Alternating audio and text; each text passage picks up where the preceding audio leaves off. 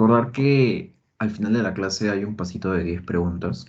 Eso va a ser tanto nota de la clase pasada, nota y asistencia de la clase pasada y de esta clase, porque es parte de los requerimientos que tenemos, ¿no?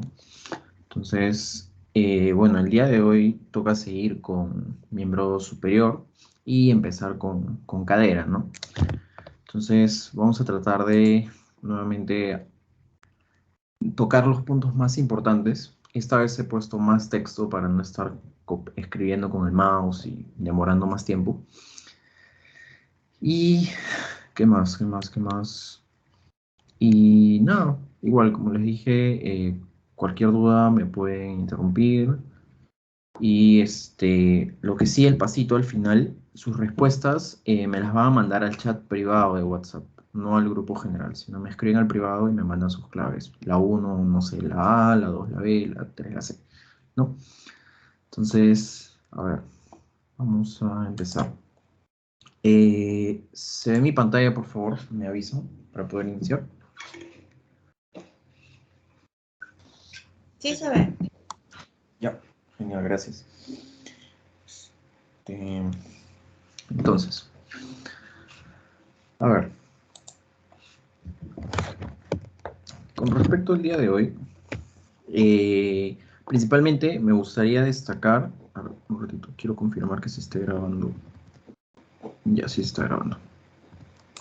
Listo, entonces, como les decía, para recordar esto de aquí, ¿no? La imagen de la mano derecha, que la puse en la primera diapositiva, es básicamente recordar los trayectos de los nervios, ¿no? Tenemos en el miembro superior, al nervio mediano, al nervio cubital y al nervio radial. Esta imagen los va a ayudar a recordar también cuando se producen algunas fracturas, posibles lesiones. Como ya hemos visto en la clase anterior, las complicaciones más frecuentes de las fracturas muchas veces son vasculares o nerviosas, lesiones de algunos nervios debido a la ruptura de los huesos. Entonces, bueno, el nervio mediano sigue su trayecto e inerva, recuerden, la cara anterior de los 4 primeros dedos. Tenemos de los 3 dedos y medio, mejor dicho, ¿sí? Y el nervio cubital y el nervio radial que sigue este trayecto, ¿no? Que se enrosca al húmero y luego sale por la parte dorsal del antebrazo para inervar a la cara posterior, ¿no? De los 4 primeros dedos. Entonces, empezando con esto, vamos a tener a las lesiones del húmero. Ya la clase pasada vimos fractura de clavícula, luxación de clavícula, etcétera, ¿no? Entonces, ahora, con respecto a las lesiones del húmero, vamos a dividirlas en 3 partes. Vamos a hacer las del húmero proximal, las del medio, las mediales y las lesiones distales, ¿no? Creo que vamos a corregir esto. Ya. Entonces, y las lesiones distales. Entonces, vamos a dividir el húmero en 3 porciones: proximal, medial y distal, ¿no? Entonces, primero, recuerden que las lesiones del húmero proximal son más frecuentes en adultos mayores, ¿sí? En ancianos. ¿A quienes se les considera ancianos normalmente en traumatología? A mayores de 65 años. Luego, las del húmero medial, o bueno, de la diáfisis, recuerdan, los extremos del hueso eran las epífisis, epífisis, epífisis, epífisis, epífisis, y esta es la diáfisis, ¿no? Inclusive había una sección que era por donde crecía el hueso, como les mencioné en la clase pasada, que era la metáfisis. Entonces, la fractura en la diáfisis vamos a encontrar que es más frecuente en jóvenes, ¿no? Vamos a poner jóvenes. Y las fracturas de la porción distal del húmero van a ser más frecuentes en niños, ¿no? Entonces, tenemos esos 3 grupos. Si se dan cuenta, ancianos, jóvenes y niños. Son los tres grupos, proximal, medial y distal. Entonces, comenzando con la proximal, la fractura proximal, ya saben que es en ancianos más frecuentemente. Y ahora, hay dos cosas que hay que recordar en esta parte. Vamos a limpiar un poquito acá para poder indicar esto. En el húmero, así como en el fémur, existe, ¿se acuerdan? El trocánter, el troquín. También se encuentra el cuello anatómico y el cuello quirúrgico. El cuello anatómico primero va a estar en esta porción de acá, más o menos. Vamos a dibujarlo a esta altura, ¿ya? Bueno, la imagen no ayuda mucho. Y el cuello quirúrgico del húmero lo vamos a encontrar más o menos a esta altura. Es la raya verde, ¿no? Entonces tenemos estas dos secciones, ¿no? Cuello anatómico y cuello quirúrgico. Ahora, en el húmero proximalmente son más frecuentes las fracturas ¿de qué? Del cuello quirúrgico. Entonces, en esta región de acá las fracturas van a ser más frecuentes, ¿ya? Ahora, como les mencioné, eran ancianos. La clínica de las fracturas, recuerdan las 3D, ¿no? Era dolor, deformación y disfunción. Ahora, ¿qué va a caracterizar a la fractura proximal del húmero? Esto de aquí, el hematoma de Hennequin. Si se los ponen en el caso clínico o ustedes, bueno, cuando estén en la práctica hospitalaria, el paciente viene con esto de aquí, miren, ¿ven que está todo morado? El hematoma de Hennequin es como una especie de equimosis, ¿no? ¿Qué es equimosis? Es como un moretón. ¿Qué es un moretón? Es la extravasación de sangre. Entonces, el hematoma de Hennequin se refiere a una equimosis en toda la región del miembro superior y parte de la región pectoral, ¿no? Como esta parte de aquí, que está también morada. Todo esto está morado. Entonces, recuerden, siempre los nombres propios son importantes. Entonces, hematoma de Hennequin es característico de fractura del húmero proximal. Ahora, ¿cuál es la fractura más frecuente? La fractura más frecuente del húmero proximal, la fractura del cuello quirúrgico, no se olviden. Ahora, normalmente, como estamos hablando de ancianos, los ancianos tienen dificultades para que sus huesos se puedan recomponer luego de una fractura por sí solos, ¿no? Entonces a veces el yeso no es tan útil porque el anciano, como les digo, muchas veces por las enfermedades que tiene, por la falta de calcio, puede tener hasta osteoporosis, es difícil que consoliden sus huesos. Entonces es por eso que se les hace un tratamiento quirúrgico. Entonces, es por eso, normalmente, ¿qué tipo de tratamiento quirúrgico? La osteosíntesis. ¿Qué quiere decir osteosíntesis? La osteosíntesis es lo que vemos en esta imagen de aquí. Ahora vamos a usar el puntero. En esta imagen de aquí, ¿no? La osteosíntesis es agarrar y te ponen placas, te ponen tornillos para tratar de mantener el hueso pegado junto lo más posible para que se vaya consolidando. Pero es una gran ayuda, ¿no? Es un tratamiento quirúrgico. Son tornillos, básicamente, en el hueso. Luego, sigamos. Ahora, con respecto al cuello anatómico, el cuello anatómico, perdón, es como les indiqué, este de acá arriba, ¿no? Este que estoy resaltando de verde, ese es el cuello anatómico más o menos. Entonces, la fractura del cuello anatómico no es tan frecuente, pero también es importante mencionarla.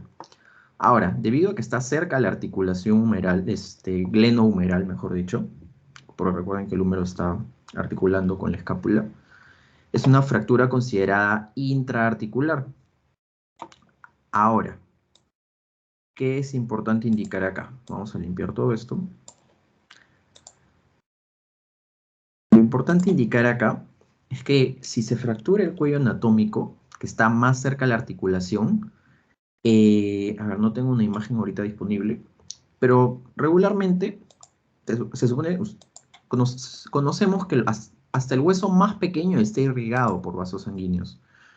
Entonces, acá, en la cabeza del húmero, van a haber pequeños vasos sanguíneos que van a irrigar a la cabeza, ¿no? Entonces, si se rompe, si se fractura el cuello anatómico, probablemente estos vasos pequeños también se van a cortar, se van a seccionar, se rompen. Entonces, eso va a hacer que la cabeza del húmero deje de ser irrigada, deje de recibir sangre. Entonces, se asocia a la complicación más frecuente del cuello anatómico, que es la necrosis avascular. O sea, la cabeza del húmero se puede morir porque no le llega sangre, ¿no? Entonces, ¿cuál es el tratamiento nuevamente? Quirúrgico. ¿Por qué? Porque estamos hablando de ancianos frecuentemente, que les van a hacer osteosíntesis. A ver, un segundito. ¿Hasta ahí tienen alguna duda? Si no, podemos seguir.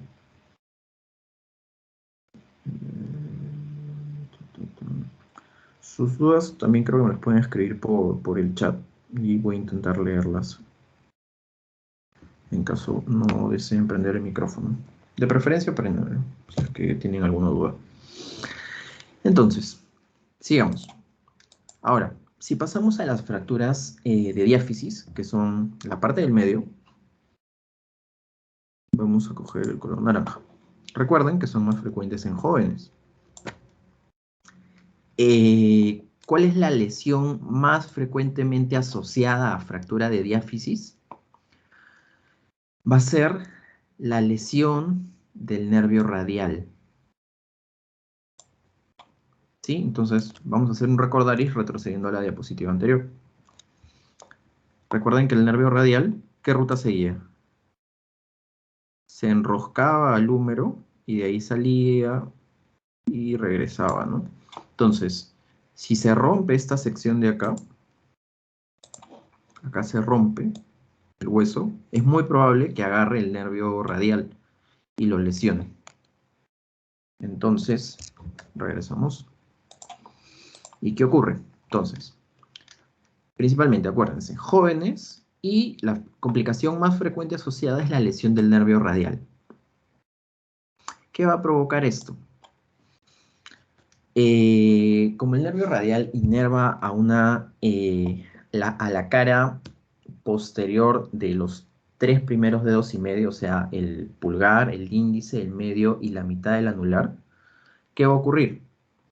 Va a ocurrir que si se lesiona este nervio radial, va a haber una baja extensión de los dedos, o sea, tú los vas a poder flexionar normal, porque de eso se encarga el nervio mediano. Sin embargo, si tú los quieres extender, o sea, abrir tu mano, no va a poder, porque se va a lesionar el nervio radial. Entonces, el nervio radial, recuerden, está asociado a una baja extensión de los dedos, si es que se lesiona. Entonces, como es en jóvenes, recuerden que, y no es una lesión tan complicada como de repente la fractura proximal, usualmente, si la fractura es estable, ¿qué quiere decir? Que no se ha movido demasiado el hueso, o sea, las partes del hueso que se han roto, se utiliza el yeso de Cadwell. El yeso de Cadwell es el de esta imagen de aquí abajito. ¿Por qué se caracteriza?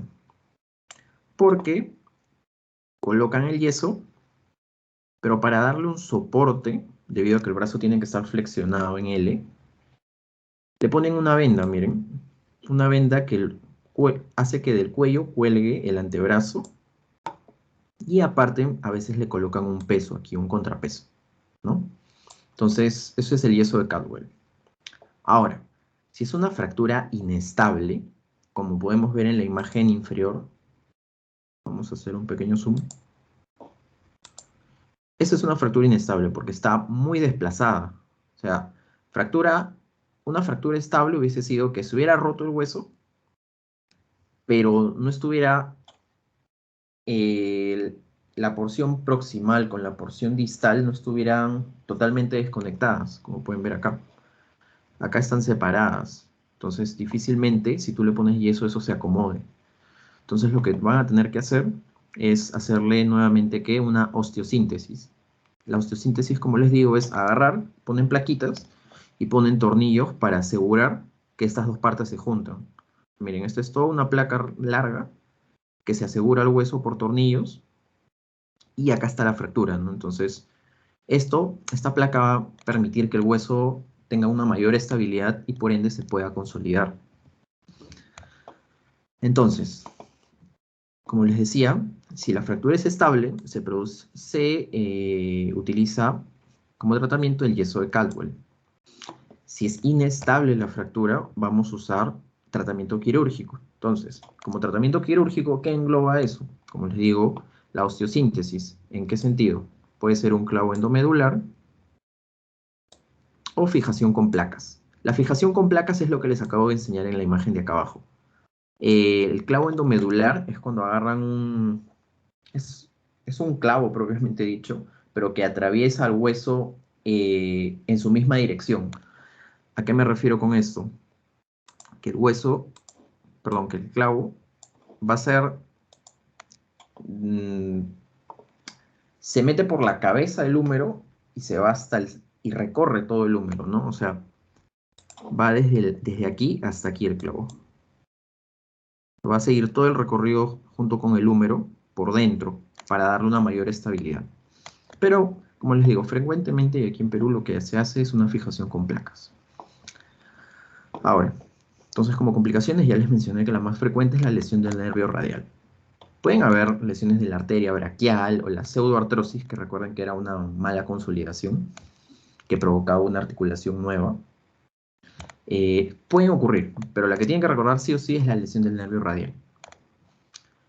Luego de eso, vamos a tener a la fractura distal.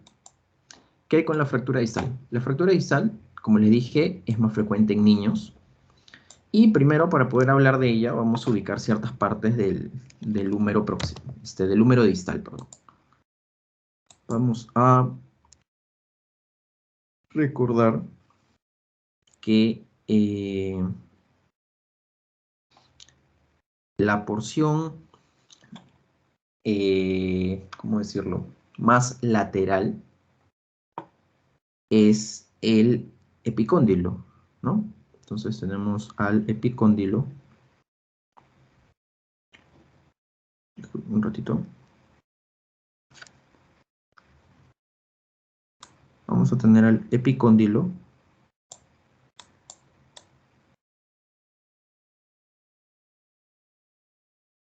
Y ese es el epicóndilo. Este lado, el lado derecho. O sea, mejor dicho, ¿cuál es la posición anatómica? Es con las palmas hacia adelante, ¿no? Entonces, aquí recuerden que se va a articular el radio. Se articula el radio. Entonces, si tenemos radio, tenemos al epicóndilo. Y si tenemos al cúbito, que se articula acá, vamos a tener a la epitróclea. Ya no es epicóndilo, es epitróclea. ¿Ya? Entonces, recuerden, la parte más lateral al cuerpo es epicóndilo y la parte más medial al cuerpo es la epitróclea.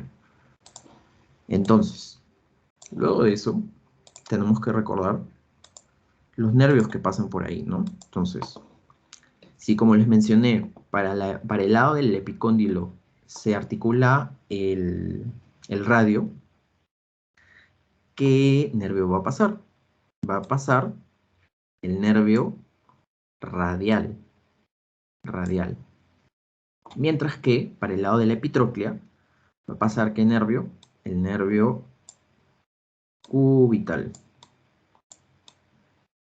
¿De acuerdo? Entonces, vamos a tener esos dos recorridos, nervio radial y nervio cubital. Ahora, recordar también que cerca al nervio cubital va a pasar la arteria. Con la arteria, recuerden la arteria braquial, que bueno, luego se va dividiendo en varias ramas, ¿no? Pero eso no es ahorita importante mencionar. Recuerden a la arteria braquial. Listo. Entonces, ¿qué más? Sigamos. Entonces, una vez revisado eso, podemos ver, ¿no? Fracturas condíleas. Las fracturas supracondíleas se van a producir a este nivel de aquí, por encima de los cóndilos. Este es el epicóndilo y esta es la epitróclea. Entonces, las fracturas supracondíleas se van a producir por donde estoy pasando el puntero, ¿no? A esta altura. ¿Qué ocurre aquí? Lo que va a ocurrir es que vamos a usar un resaltador para que se haga la diferencia. A este nivel de aquí, ¿no? Se va a producir una fractura supracondílea. Entonces, si a este nivel se producen las fracturas supracondíleas, hay que recordar que son las más frecuentes de todas las fracturas a nivel distal del húmero. Y característicamente, como complicación más compleja, tienen al síndrome de Volkmann. ¿Qué es el síndrome de Volkmann?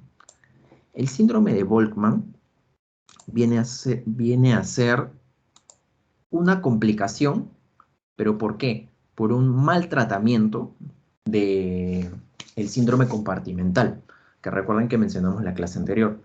El síndrome compartimental, como recordando, era un aumento de la presión. O sea, por ejemplo, se te rompía un hueso largo, como por ejemplo el radio, el cúbito. ¿Y qué ocurría? Debido a la extravasación de sangre y todo, la presión que ocurría intramuscularmente aumentaba a tal punto que si no se hacía una fasciotomía, o sea, si no se cortaba la piel para liberar la presión, toda la zona se podía necrosar, porque la presión era tal, o sea, todo se hinchaba tanto internamente en la zona con fractura, que las arterias terminaban siendo aplastadas y no había circulación. Entonces, recuerden, el síndrome compartimental en adultos era más frecuente ¿en dónde? En la tibia, o sea, en miembro inferior. Y en niños era más frecuente ¿en dónde? En el antebrazo, radio cúbito. Entonces, todo se asocia, ¿no? Entonces, ¿por qué?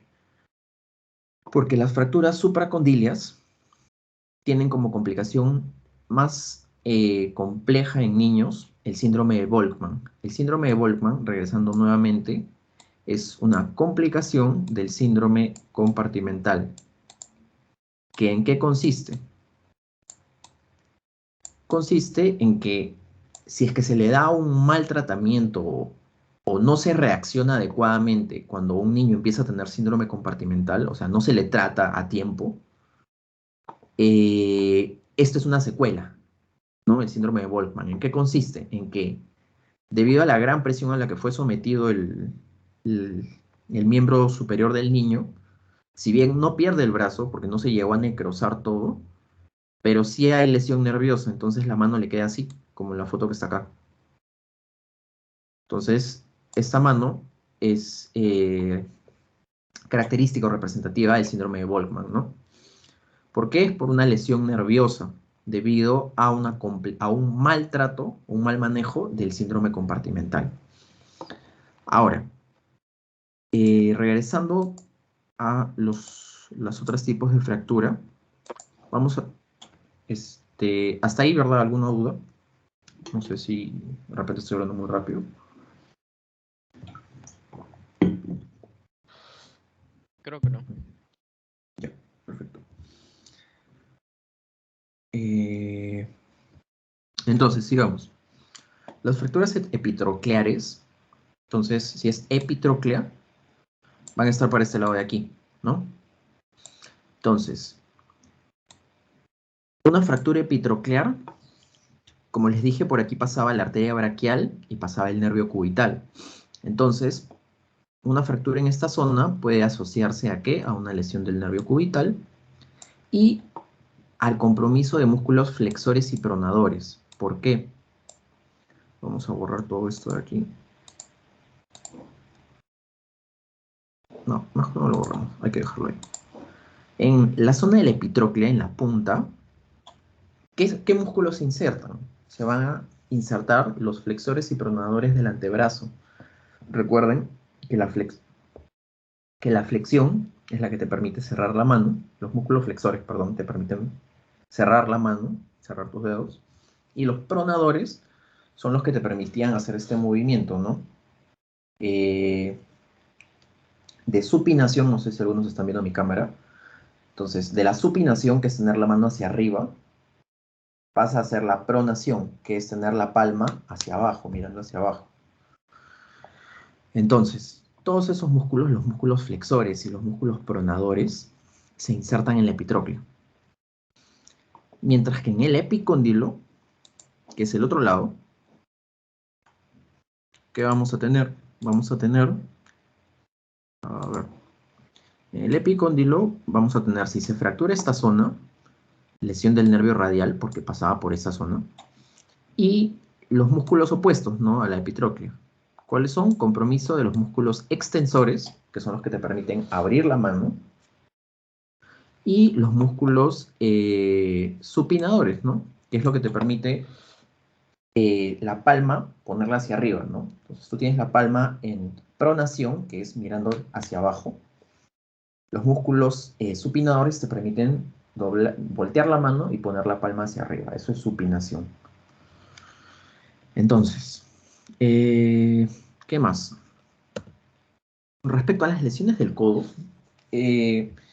aquí, por ejemplo, me obvié la fractura del olecranon, pero la mencionamos brevemente al final. Entonces, con respecto a la luxación del codo, recuerden que la luxación es lo que coloquialmente decimos dislocación, ¿no? Entonces, aquí podemos ver una luxación de codo en la que la porción distal del húmero se ha salido de su posición, de su articulación con el olecranon, que es la cabeza del cúbito, y del radio. Miren, el radio, que es esta cabecita redonda chiquita, y el cúbito, que es con su porción, que es esta de aquí, que es el olecranon, se han salido de su posición. Entonces, ¿qué ocurre acá? La luxación de codo, o sea, la dislocación del codo, va a tener una característica, ¿no? Es que va a deformarse, o sea, va a deformarse esa articulación. El paciente va a llegar y claramente se va a ver, ¿no? Entonces, la luxación de codo deforma. Notoriamente se va a ver ahí que algo se ha salido de su posición. Ahora, frecuentemente la luxación va a ser posterior. ¿Qué quiere decir esto, no? Que el olecranon se va para atrás. O sea, es más fácil que se disloque mirando para allá, porque la articulación está así, a que se disloque mirando para atrás. A ver, vamos a cambiar de color. Imagínense que se disloque mirando para atrás. No sé.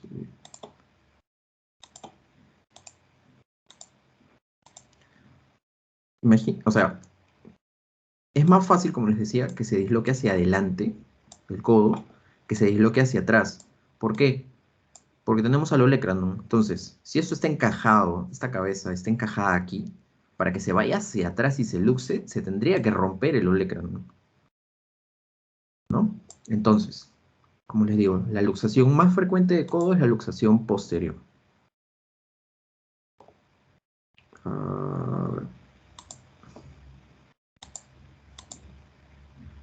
Entonces, como les dije, y es más frecuente en niños.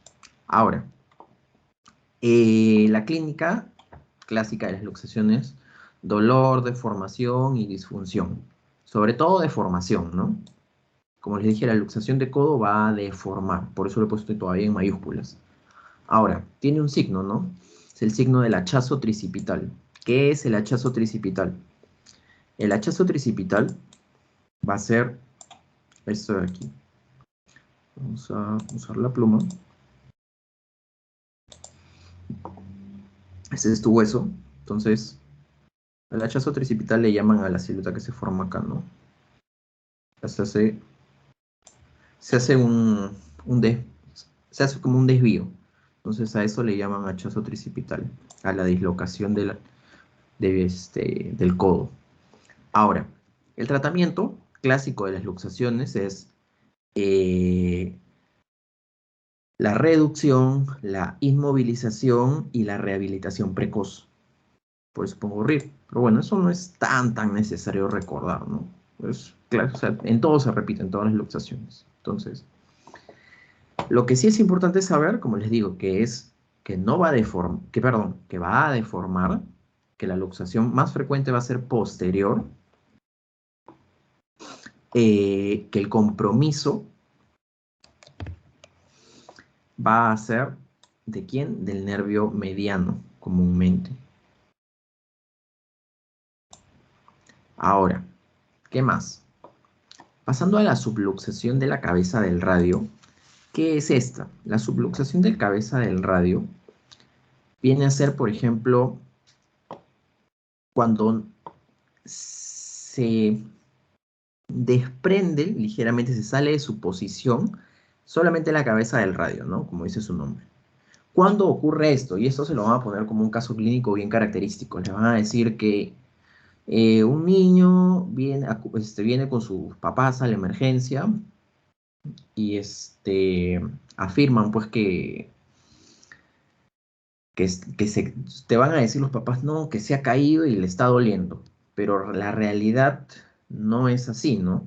La subluxación de la cabeza del radio se le conoce también como codo de la niñera, ¿por qué? Porque ustedes han visto de repente en la calle cuando la mamá, la niñera, el papá, trata mal al niño, ¿cómo lo jalan? Lo jalan del brazo, ¿no? Lo estiran. O inclusive cuando juegan, ¿no? Han visto que los papás agarran uno de un brazo, uno de cada brazo y levantan al niño para que se columpie. Ya, eso no se debería hacer, porque podría ocurrir una subluxación de cabeza del radio. Le dicen codo de niñera, no, pues porque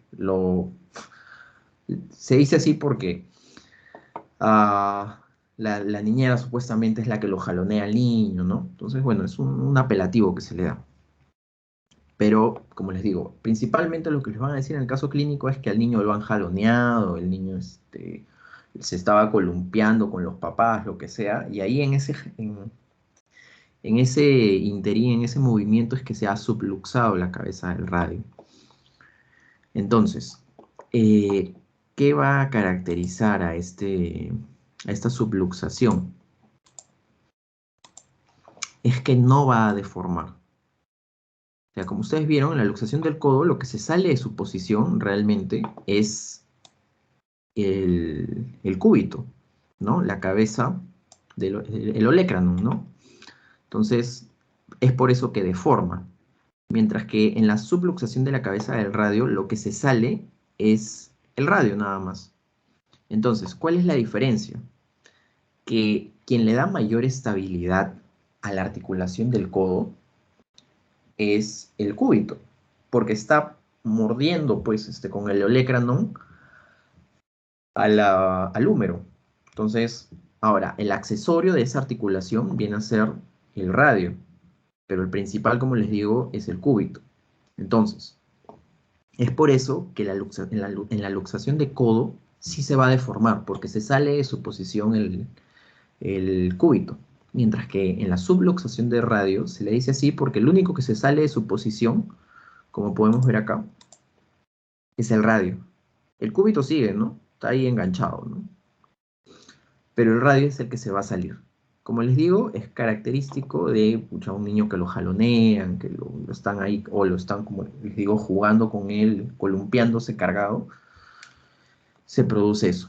Entonces el niño característicamente, ¿cómo va a venir? Va a venir agarrándose su bracito, ¿no? Se agarra, con su brazo que está bien, se agarra el bracito, ¿no? Y lo tiene flexionado porque le duele. Entonces, como les dije, se va a producir en niños. Normalmente, ¿de qué edad a qué edad hacen eso con los niños de columpiarlos, de jugar con ellos? De 1 a 4 años, ¿no? Entonces eso va a ser lo más frecuente, el grupo etario. No te van a decir un joven, no va a venir pues con codo de la niñera, ¿no? Un poco raro.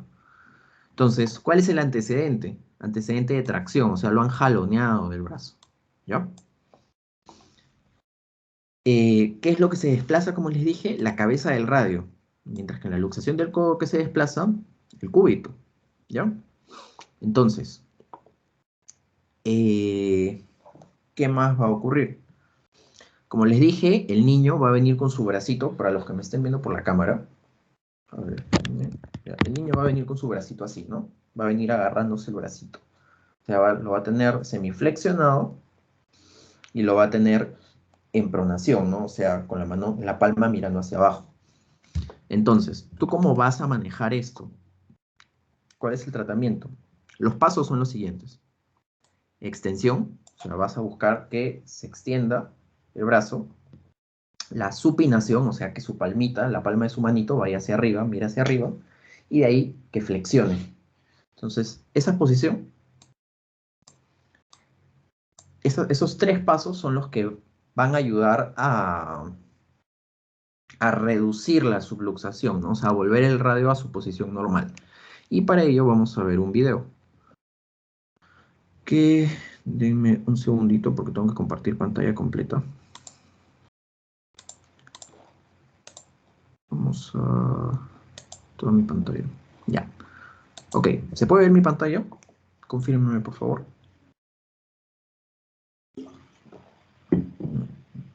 Sí, Adrián. Ya, para. Entonces, vamos a hacer clic acá. Y vamos a ir al videito, ¿no? El videito, como les digo, van a ver cómo extiende, extensión, supinación y flexión. Recuerden eso, es importante.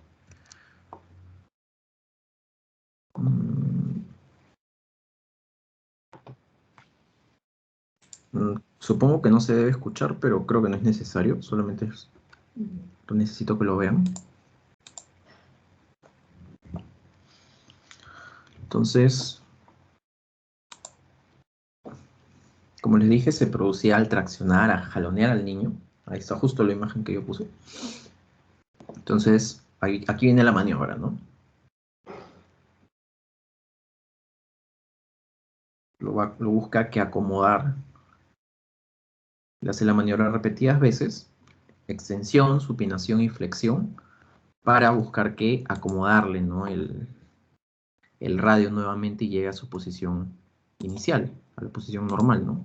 Porque, como les digo, al niño le duele, viene con el bracito agarrándose, ¿no? Porque le duele, se le ha salido el radio de su posición.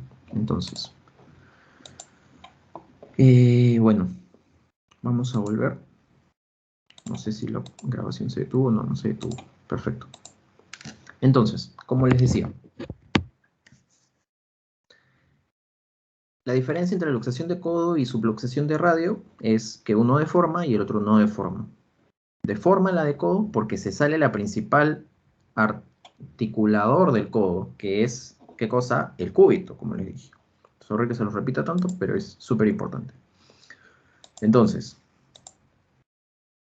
¿qué más? Ahora, vamos a pasar a la epicondilitis. ¿Cuál era el epicóndilo? El epicóndilo era la zona que estaba hacia afuera, ¿no? O sea, lateral al cuerpo, mejor dicho, ¿no? Entonces, acá ustedes se agarran, para alguno que juegue tenis, acá tienes el epicóndilo, es el que les duele. Acá el problema está acá, se inflama la vaina muscular que se inserta aquí. Entonces, en la epicondilitis, conocido también como lesión del tenista o codo del tenista, ¿qué se lesiona? El epicóndilo, valga la redundancia. ¿Qué músculos se insertaban ahí? Como les mencioné en la diapositiva anterior, en el epicóndilo se van a insertar los músculos extensores de la mano, los que te permiten estirar tus dedos, abrir la mano, y los supinadores. Los supinadores, recuerden que son los que te permiten tener la palma hacia arriba, ¿no? Tienes pronación, que es la palma mirando hacia abajo. Esta es pronación, supinación, ¿no? Entonces, los músculos supinadores se insertan en el epicóndilo. Es por eso que aquella persona que padece del codo del tenista va a tener problemas para supinar y para extender la mano, le va a doler, ¿no? Entonces, si a su consultorio algún día, ya cuando sean médicos, en un futuro no muy lejano, si vienen con problemas ahí, ya van a saber asociarlo, ¿no? Es bastante frecuente. Y no solamente en tenistas, no en personas que están de repente mucho tiempo con el mouse, haciendo movimientos, no pero se le asocia al codo del tenista para que sea un poco más familiar, ¿no? Pero como les digo, no solamente las personas que practican este deporte van a tener este problema. Ahora, también vamos a tener al primo hermano del codo del tenista, al codo del golfista. El codo del golfista afecta al otro extremo. El del tenista afectaba al epicóndilo. El del golfista va a afectar a la epitróclea. La epitróclea es la parte medial, ¿no? Está para medial al cuerpo. Entonces, va a afectar a la epitróclea. ¿Y qué músculos se insertaban en la epitróclea? Los flexores de la mano, que permite cerrar la mano, y los pronadores. Recuerden, la pronación es la palma hacia abajo, mirando hacia abajo. ¿Sí? ¿Hasta ahí tienen alguna duda? Creo que está sencillo, pero no sé, por si acaso.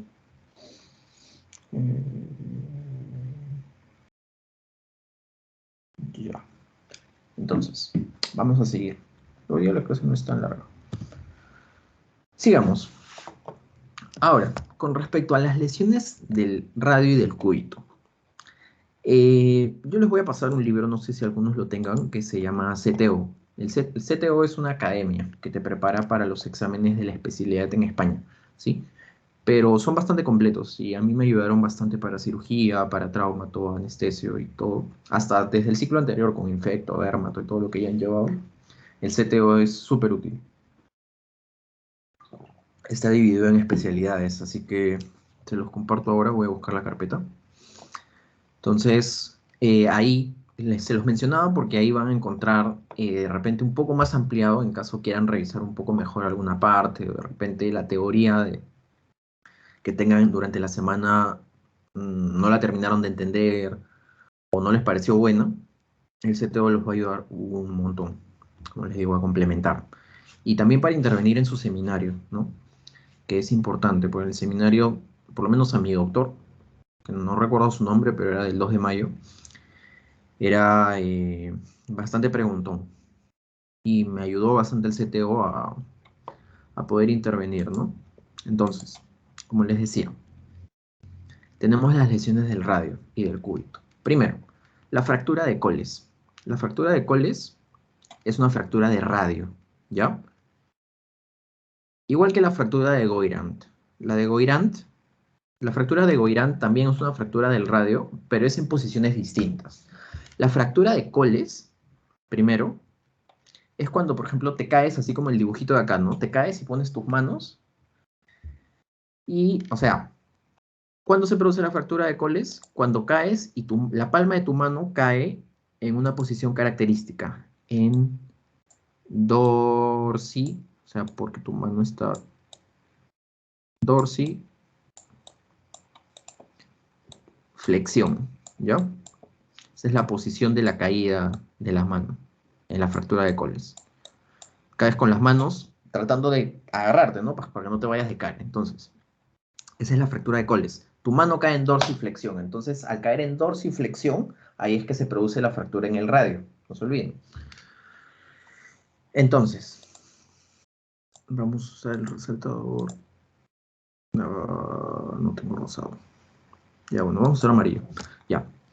Entonces, la fractura de Coles es en la parte distal del radio, específicamente en la metáfisis. ¿Cuál era la metáfisis? La metáfisis no es ni la epífisis ni la diáfisis. Era esta partecita de en medio, ¿no? Que era por donde crecía el hueso. Ahí está el cartílago de crecimiento. Entonces, la fractura de Coles es una fractura a nivel de la metáfisis, específicamente. ¿En qué posición caes? Pones tu mano en dorsiflexión. O sea, pones tu mano para no caerte y no golpearte, no irte de cara. Pones tus manos ahí y ya, te doblas y ya. Te fracturaste el radio. Ahora, al fracturarte el radio y caer en esa posición, ¿qué va a ocurrir? ¿Cómo se rompe tu radio? ¿Para qué lado se va el pedacito que se rompe? Va a haber un desplazamiento dorsal y un desplazamiento radial. ¿A qué me refiero con esto? Vamos a ver en la imagen de la derecha. Pero antes de eso, me estaba olvidando. Nosotros vamos a tener, por el desplazamiento dorsal, el signo del tenedor y por el desplazamiento radial, el signo de la bayoneta. Esos son bien, bien característicos. Les pueden poner así tal cual en el caso clínico, así que acuérdense. Y bueno, yo la mentalidad que tengo desde quinto año, desde el primer ciclo de quinto año, es que todas estas especialidades que han llevado dermato, infecto, trauma, todo, más que para el examen que tienen ahorita, prepárense para el ENAM, que es lo más importante, ¿no? Porque un buen ENAM les va a garantizar un buen SERUMS y una futura especialidad, ¿no? Más facilidades, ¿no? Para la especialidad. Entonces, por favor, esto más que para el examen, traten de recordarlo para el ENAM, que ya les faltan 2 años, ¿no? Entonces, acuérdense, signo del tenedor y signo de la bayoneta. ¿Cómo es? Vamos a ver en la imagen de aquí de la derecha. El signo del dorso de tenedor es ¿por qué? Porque el pedacito, esta cabeza del radio, se va para arriba, ¿no? Entonces, este es tu radio y la cabeza se va para arriba porque se rompió, ¿no? Entonces, supuestamente, parece un tenedor si lo pones boca abajo, ¿no? Vamos a hacer el dibujo para que se note.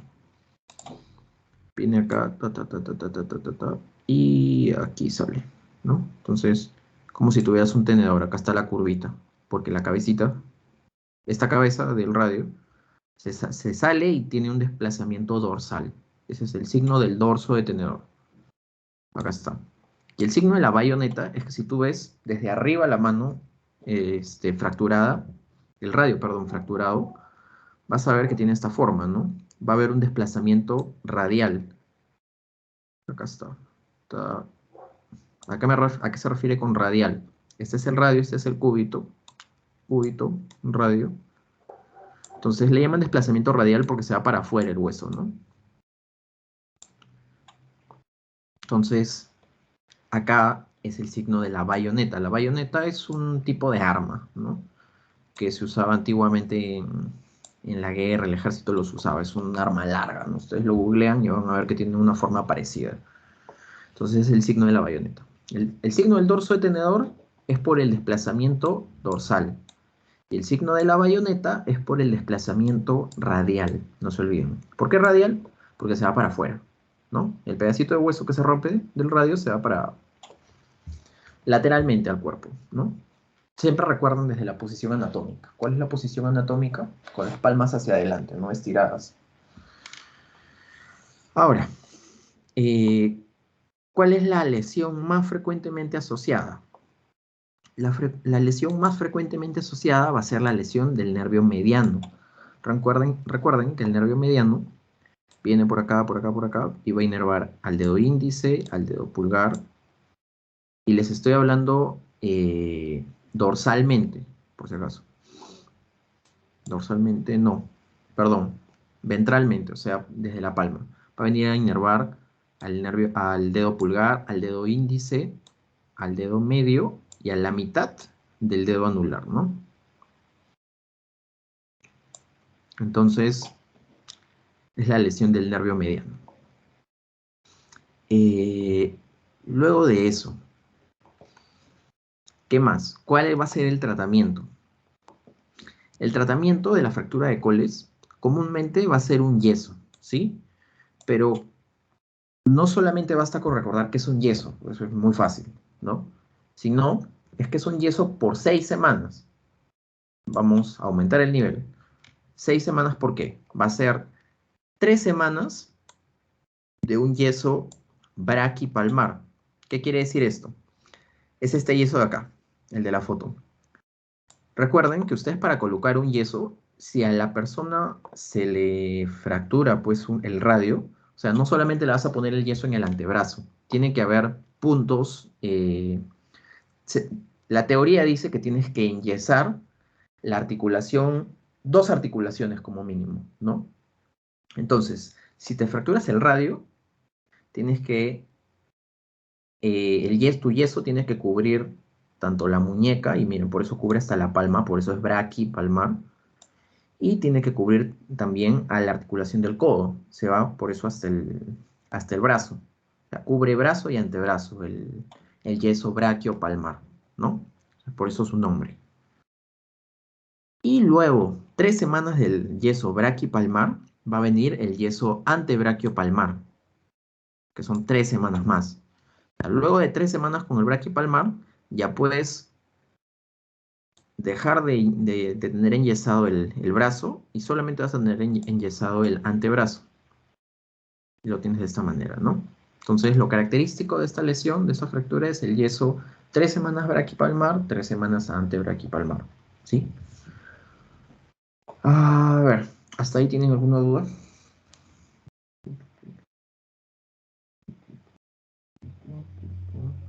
Recuerden que la pueden escribir por el chat si desean. Si no, podemos seguir.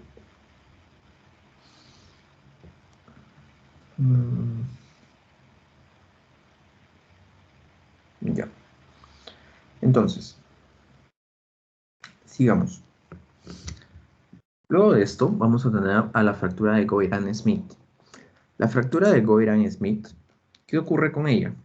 ¿Qué la va a caracterizar? Se le conoce como fractura de Coles invertido. ¿Qué quiere decir esto? La fractura de Coles era esta de acá. Te caía sobre la palma de tu mano. El Coles invertido o fractura de Goiran-Smith es que te caes con la mano hacia adentro, ¿no? O sea, ya no te vas a agarrar, sino tu mano cae así. ¡Ah! Entonces, como en esta foto de acá, esta imagen, ¿no? Entonces, por eso se le conoce como Coles invertido. Igual se va a fracturar la metáfisis, pero como les digo, la diferencia está en el tipo de caída, ¿no? Uno es dorsiflexión, el otro es, vendría a ser ventroflexión, ¿sí? Recuerden, Coles es dorsiflexión, Goiran-Smith es ventroflexión. Ahora, ¿qué signo va a traerle Goiran-Smith? Como ya han visto en toda traumatología, siempre hay signos, formas que lo asocian, que te permiten recordar. En Goiran-Smith vas a tener el signo de la pala de jardinero. ¿Por qué pala de jardinero? Va a haber una desviación ventral. Recuerden que en Coles era como, era dorsal. Ahora la desviación va a ser ventral. Por eso queda así la mano, como pueden ver en esta foto. Como una pala de jardinero, ¿no? Con estas palitas los jardineros levantan tierrita para plantar flores, ¿no? Entonces, eso es lo característico. Ahora, en este tipo de fracturas, que son un poco más complejas, casi siempre se va a hacer cirugía, ¿ya? Ahora, ¿cómo es la cirugía y todo ese tema?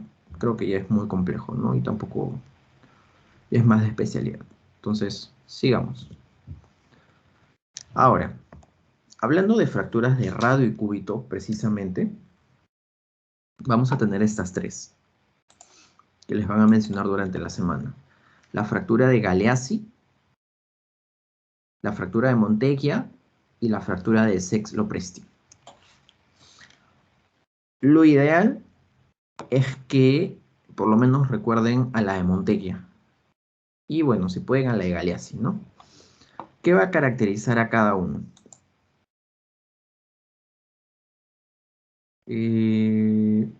Ya, la fractura de Monteggia, que es esta primera de acá, la de en medio mejor dicho, ¿qué va a caracterizarla? Va a ser una luxación del radio proximal. O sea, este es tu cúbito, perdón, este es tu radio y esto es tu cúbito, ¿no? Entonces, ¿qué va a ocurrir en la fractura de Monteggia? Va a haber una luxación de cabeza de radio. Miren el radio, acá está, vamos a usar el puntero. La cabeza del radio se ha salido, se salió de su posición. Entonces, Monteggia es luxación de la cabeza del radio, o si quieres, dile luxación del radio proximal y fractura de cúbito. ¿Sí? Acuérdense así, solamente. Luxación proximal de radio y fractura de cúbito. Esa es la fractura de Monteggia. ¿Ya? Entonces, eh, un segundito. Ya. Ahora, la fractura de Galeazzi, ¿cómo va a ser? La fractura de Galeazzi va a ser al revés. Va a ser eh, luxación, propiamente dicho, del cúbito distalmente, como pueden ver aquí. Luxación cubital, o sea, ya no va a ser luxación radial, ahora va a ser luxación cubital. ¿Y va a venir con qué? Con fractura de radio. ¿Sí? Entonces, Galeazzi es luxación cubital y fractura de radio. Mientras que Monteggia era luxación de radio y fractura de cúbito. ¿Sí? No se olviden. Y finalmente, la de Sexlopresti era la fractura de la cabeza del radio más luxación radiocubital. ¿A qué me refiero con esto? La luxación radiocubital va a hacer que se separen, porque recuerden, el radio y el cúbito no solamente están unidos a los metacarpianos, que son los huesos de aquí, que ahorita vamos a ver, sino están juntos. Hay membranas interóseas, una membrana interósea que los une, y también están pegaditos por acá. Entonces, en la de Sexlopresti pasan tres cosas. Se rompe la cabeza del radio, va a haber una luxación radiocubital y se rompe la membrana interósea. Acá debería haber acá hay como una mallita, ¿no? Que lo junta. A ver. Acá hay una mallita que lo junta. Perdón. Esta mallita se va a romper. Se rompe la membrana interósea, se luxa radio y cúbito, o sea, se salen, se desconectan, mejor dicho, su articulación, y se rompe la cabeza del radio. Como se pueden dar cuenta, la de Sexlopresti es un poco más compleja. Igual acá pueden repasar, acá está el texto. Pero principalmente recuerden la de Monteggia y la de Galeazzi, que son opuestas. Monteggia es luxación de cabeza de radio o luxación proximal del radio y fractura de cúbito. Mientras que la de Galeazzi es al revés, ¿no? Luxación del cúbito y ruptura del radio, ¿no? Fractura. Ahora, esto sí es bien importante que recuerden, por favor, esto que acabamos de ver, las fracturas, Galeazzi y Monteggia. Son súper importantes. Ahora, si a tu emergencia viene un paciente, de repente una señora, ama de casa, lo que sea, o alguien, un hombre, y viene con una fractura, pero solamente del cúbito, recuerden, para los que están viendo mi cámara, tienes tu antebrazo, radio, en posición anatómica, o sea, con la palma hacia arriba, el radio es el que está más para afuera, y el cúbito es el que está más para adentro, ¿no? Este es el radio, este es el cúbito. Entonces, ¿qué ocurre? Si un paciente viene con una fractura solamente del cúbito, más no del radio, tú lo que tienes que sospechar es que de repente se ha peleado o lo han agredido. Tienes que sospechar agresión. ¿Por qué? Porque como pueden ver acá, mira, por ejemplo, este viejito se está peleando con el otro viejito y le está tirando un bastonazo. Entonces, tú cuando te quieren pegar con algo, con un objeto contundente, ¿tú con qué te cubres? Pones tu antebrazo, ¿no? Para que no te den en la cara o donde sea. Y al poner tu antebrazo, ¿cuál es el hueso que más está expuesto? Está el cúbito. Porque el radio está acá adentro. El radio es este, que está mirando, en posición anatómica está mirando hacia afuera. Pero tú al cubrirte, el que está más expuesto es el cúbito. Entonces, si te dan un palazo, con quien va a impactar es con tu cúbito. Entonces, si viniese a tu emergencia un paciente que se ha solamente fracturado el cúbito y el resto está entero, tú podrías sospechar de una agresión, o sea, que lo han querido agredir. Le han querido tirar un palazo, el señor se ha cubierto, perdón, y ha producido esa lesión, ¿no? ¿Hasta ahí tienen alguna duda, por favor? Yo sé que la educación virtual es un poco complicada, a veces uno se pone tímido. Y como les dije en la primera clase, presencialmente hubiera sido mejor, me gustaba más. Pero, Daniel, una dime, consulta. En la de 3 de Excel o Prezi, el sí. círculo que está proximal y en la parte de abajo, no el otro. ¿Eso qué es? ¿Es luxación o no es nada? Ya. El círculo se refiere a lo que mencioné, a la luxación radiocubital. Lo que pasa es que, mira, acá donde está mi manito, Sí. acá debería estar junto, pues, el radio y el cúbito, pues. Entonces, esto se luxa, ¿no? Se salen. Tanto el radio y el cúbito se desconectan, como dije. Entonces, es por eso que está este espacio separado, ¿no? Porque si tú ves acá en las imágenes de arriba, acá el radio y el cúbito están más cerca. Por acá supuestamente están conectados por una membrana interósea. En cambio, acá se luxan. ¿Sí? ¿Debido a qué? A que se rompe esta membrana que los mantenía unidos se rompe, entonces provoca una luxación radiocubital. No sé si esclarecí tu Sí, duda. sí. Ya, Gracias, David. ya de nuevo. Entonces, como les decía, es sexlopresti, es una fractura de la cabeza del radio, se rompe, acá está roto. Se rompe la membrana interósea y en consecuencia se va a luxar el radio y el cúbito. Se separa de acá. Como les digo, acá estaba más juntito, ¿no? Bueno, acá por la ruptura se salió, ¿no? Pero aquí hay una luxación radiocubital. Entonces, pasando a lo siguiente. Ya creo que no falta mucho. Vamos a ir más rápido, ¿no? Para no demorarnos tanto. Lesiones de la mano. Con las lesiones de la mano hay que recordar, ¿no? Los huesos de la mano, principalmente estos 8, ¿no? Vamos a tener al número 1, que es, vamos a ir de abajo hacia arriba, ¿ya? Vamos a tener al escafoides, que es el que está, este es tu dedo, recuerda que este es tu dedo gordo, el dedo 1, ¿no? O el pulgar, por así decirlo, ¿ya? Tenemos el dedo pulgar, abajo va a estar el escafoides.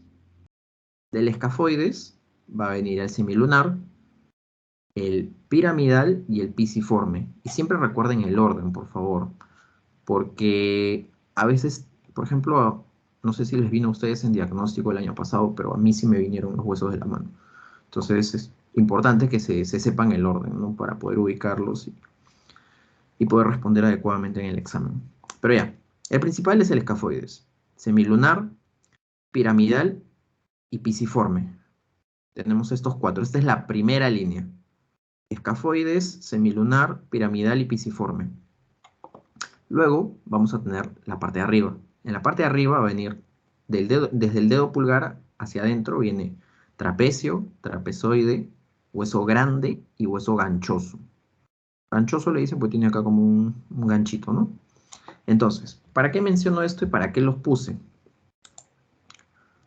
Porque vamos a indicar algunas cosas. Primero, recuerden, el hueso más fracturado es el 8. ¿Quién es el 8? El escafoides. Ese es el hueso que más se fractura de todos esos. Es el más fracturado. Luego, el hueso semilunar, que era el número... No, perdón, el semilunar... Sí, perdón, está bien. El semilunar, que es el número 7, va a ser el hueso más luxado, el que más se sale de su lugar, ¿ya? Lo que pasa es que es el más luxado porque el 6 y el 8, que es el piramidal y el escafoides, le hacen sanguchito, y el 4 y el 3, que es el grande y el ganchoso también. Entonces, cuando esa zona se aplasta, el 7, que es el semilunar, se termina saliendo de su posición, ¿no? Entonces, recuerden, el más fracturado es el escafoides, el más luxado es el semilunar, el hueso más grande, como su nombre lo dice, es el hueso grande, el más grande, ¿ya? Y el hueso más pequeño de todos es el 5, ¿ya? Es el pisiforme, el más pequeño.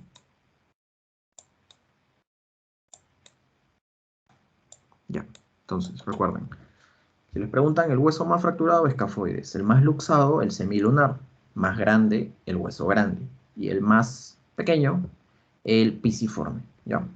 Entonces, repasen los huesos de la mano, por favor, y en orden, por favor. Fila 1, fila 2. Ahora, una vez habiendo hecho ese pequeño repaso, vamos a hablar acá de la fractura del escafoides, que como les dije es el hueso más comúnmente fracturado. Vamos a usar, ya está bien. Fractura del escafoides. Es el hueso más fracturado de los huesos del carpo. Ahora, el escafoides, como ustedes pueden ver acá el número 8, tiene una forma. Entonces, la parte que más frecuentemente se fractura del escafoides es el cuello del escafoides. Entonces, vamos a hacerle una raya. Este es su cuello. ¿Ya? Entonces, como pueden ver acá, este es tu escafoides. ¿Dónde está la fractura frecuentemente? En el cuello. Acá está. ¿Ven? Entonces, esa es la zona más fracturada. Ahora, cuando tú te fracturas el escafoides, así como con la fractura de coles, ¿no? Solamente que en la fractura de coles muchas veces es porque tu mano en dorsiflexión se dobla y pucha, terminas ahí fracturándote el radio. Pero, por ejemplo, cuando te caes, estás jugando tu pichanga o estás corriendo y te tropiezas, te caes y pones las manos también para no irte de lleno. Como pones la mano, el hueso que más se fractura, el que está más en contacto a la caída, es el escafoides. Pues tú pones y qué es lo que choca, ¿no? Esta zona de acá, para los que están viendo mi cámara, ¿no? Entonces, ahí está el escafoides. Entonces, es por eso que se fractura. Ahora, recuerden pues que en una caída o en traumatología a veces pasa que no es que solamente en un accidente puede haber una fractura, pueden haber múltiples, ¿no? Entonces, por una caída así como la del chico de abajo, tú te puedes fracturar tanto el escafoides y también el radio. Entonces, podría haber fractura de coles y una fractura de escafoides juntas, ¿no? Entonces, ¿cómo también puede ocurrir que solamente te fractures el escafoides? No es que siempre vienen juntos, pero puede ocurrir, porque el tipo de caída es similar, está asociado. Entonces, en el caso de las fracturas de escafoides, ¿cuál es el tema? Es que tú muchas veces te caes así jugando fútbol, lo que sea, o saliste a correr, a hacer ejercicio, te caes y te queda doliendo esa zona, ¿no? Pero a veces, como es un hueso tan pequeño, a veces no, suele pasar desapercibido, ¿no? Entonces te queda doliendo, pero tú piensas pues que es por el golpe y ahí queda, ¿no? Entonces te olvidas. No te vas a ver, no pasa nada. ¿Dónde vas a sentir tú el dolor de la fractura de escafoides? En la tabaquera anatómica, ¿no? Recuerden que la tabaquera anatómica, tú abres tu mano. ¿Dónde se nota más? Ya. Esta era la tabaquera anatómica, ¿no? Por acá. Acá donde tú abres tu mano y hay como un huequito. Inclusive hay gente que tiene la tabaquera más pronunciada y se pone trago, creo, y lo puede tomar. Pero ya, en fin. Como les decía, el dolor va a ser donde en la tabaquera anatómica. Pero como les digo, usualmente pasa desapercibido porque tú piensas que es producto del golpe. Entonces dices, ah, ya me pasará. Entonces, ¿cuándo es que te duele? Es cuando haces la abducción del pulgar. Ahora, nuevamente, como les digo, todos esos dolores después de la caída, tú piensas que es algo sin importancia, es algo tranqui, ¿no? Entonces, no vas a la emergencia ni nada, es como que ahí queda. Ahora, ¿qué es la abducción del pulgar? Recuerden que abducción, como las aves, que abren sus alas y vuelan, ya, abducción es cuando abres. Entonces tú para los que están viendo mi cámara nuevamente, cuando tú abres tu dedo hacia afuera, tu pulgar, ahí te duele. Ese es el tema, ¿no? Entonces, el dolor viene a la abducción del pulgar. Ahora, como es un hueso tan pequeño, el escafoides, la radiografía que tú le haces a veces va a ser negativa, no se va a ver, es bien un poco tranca. Solamente está el dolor presente, ¿no? O sea, el antecedente del paciente con fractura escafoides es que se cayó y le duele. Cuando hace abducción, le duele en la tabaquera anatómica, en esta zona de acá, básicamente. Pero en la radiografía tú no ves nada, ¿no? Entonces, a veces hay médicos que dicen, no, señor, usted no tiene nada, ya lo manda a su casa, ¿no? Pero el especialista o el médico que sabe, pues, que la fractura de escafoides, pues, no se ve en la radiografía y está asociada a ese tipo de caídas, te manda a hacer una tomografía, ¿no? Aunque bueno, en la práctica aquí en el Perú una tomografía tienes que mandarlo pues en el hospital lo tienes que mandar al frente porque en el hospital el tomógrafo vive malogrado. Entonces, lo ideal tú para detectar una fractura de escafoides es que tú le hagas una tomografía. Va a ser 100% sensible. Ahora, como les digo, en la práctica eso va a ser un poco difícil que por una fractura de escafoides se gaste pues 500, 600 soles en una tomo. Hay mucha gente que no tiene los recursos, ¿no? Entonces, va a terminar siendo empíricamente que tú supongas que hay una fractura de escafoides, porque de repente el paciente se ha caído y le duele, le molesta, ¿no? Entonces, tienes que tratarlo suponiendo que hay esa fractura. Entonces, ¿Cuál va a ser el tratamiento? No es muy complejo. Como es un hueso pequeño que consolida rápido, le pones una férula en guante, como pueden ver acá. Tu férula, esto es duro, ¿no? Esto no se mueve. La cosa es que el pulgar se quede quieto. ¿Para qué? Para que le des chance al escafoides de que consolide. Porque si estás moviendo el dedo, estás fregado, no puedes, no lo vas a dejar consolidarse. Y te va a doler encima. Entonces, pones tu férula en guante y así vas a permitir que el escafoides consolide. ¿Ya? Ahora, ¿cuál es el problema? Como era un hueso pequeño, como les dije, el problema viene ¿con qué? Va a venir con la necrosis avascular. ¿Qué es la necrosis avascular? Como les mencioné en la fractura proximal de húmero, que no... este hueso obviamente está irrigado por pequeños vasos sanguíneos. Y si se fractura acá, probablemente los vasos se lesionen. Entonces, si se lesionan los vasos sanguíneos, el hueso no se va a irrigar y en consecuencia, si no se irriga y no se nutre, se muere. Entonces, eso es una complicación bastante grave, ¿no? Es la necrosis avascular, que es que el hueso pierde su irrigación y termina muriendo. Entonces, ahí sí eso tienen que manejarlo quirúrgicamente, ¿no? Pero bueno, eso ya es muy extremo. Lo usual es que, bueno, te duela, pase desapercibido, se le resta importancia y como no le haces caso y no te fuiste a tratar, no te fuiste a poner tu férula en guante, ¿qué termina ocurriendo? Que hay una pseudoartrosis, que es lo que vimos la clase pasada, ¿no? O sea, se consolida mal, medio deforme queda tu escafoides, ¿no? Se hace una pseudoarticulación ahí. No sé si hasta ahí tienen alguna duda. Me avisan, si no, seguimos.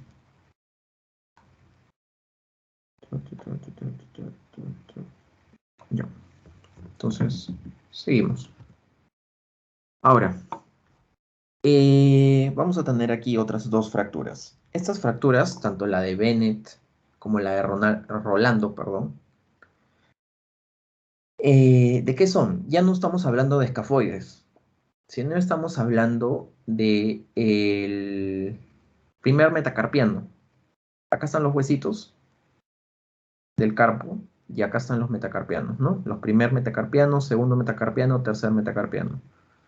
Primer metacarpiano, segundo, tercero, cuarto metacarpiano, ¿no? Entonces, la luxofractura de Bennett y la de Rolando se produce aquí, en esta zona de acá, en el primer metacarpiano, ¿ya? Entonces, ¿qué ocurre? La luxofractura de Bennett es la más frecuente de ambas. Entre Rolando y Bennett, la de Bennett es la más frecuente. ¿Cómo va a ser la fractura de Bennett? Va a ser oblicua y desplazada. Como pueden ver acá, esta es la de Bennett. Vamos a hacer un zoom. Va a ser, este es su primer metacarpiano, este es tu trapecio, ya bueno. Entonces, la fractura es esto rojito, ¿no? Se hace oblicuamente. Y hay desplazamiento, pues este pedazo se sale, pues, como pueden ver acá. Miren, esta es una fractura desplazada.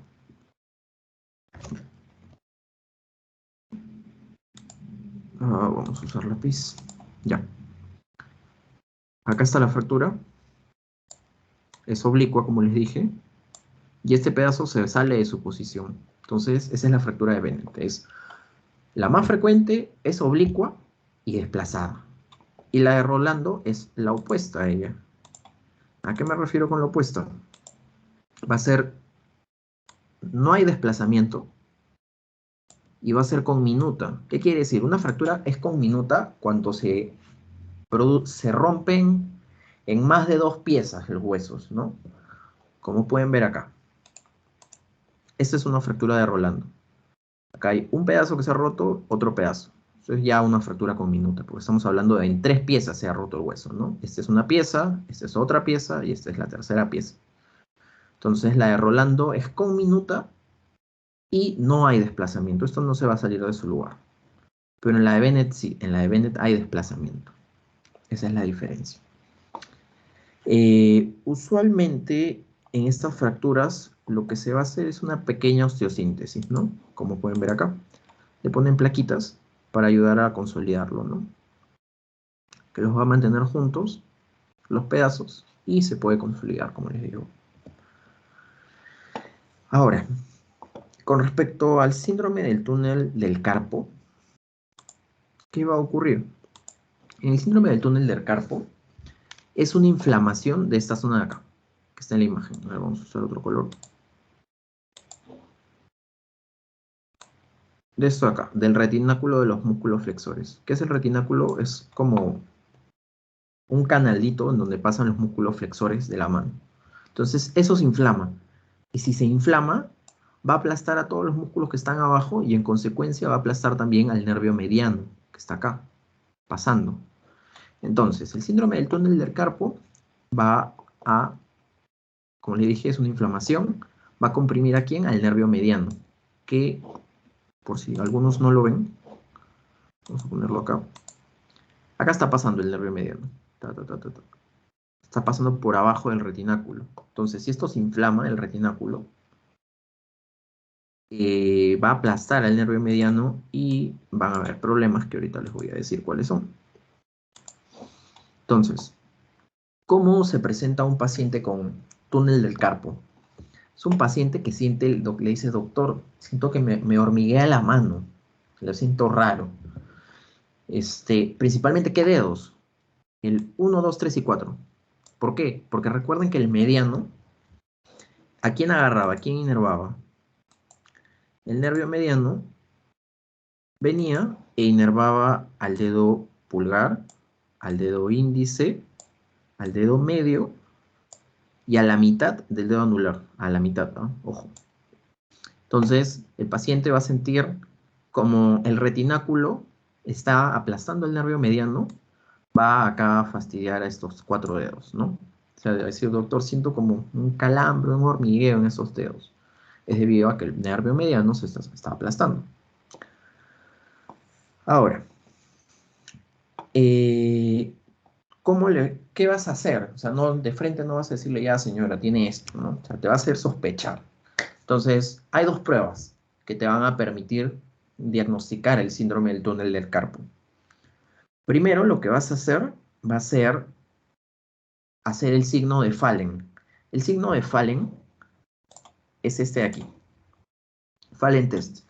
Va a agarrar y sus 2 manos las va a juntar, como en la imagen, por entre 30 y 1 minuto.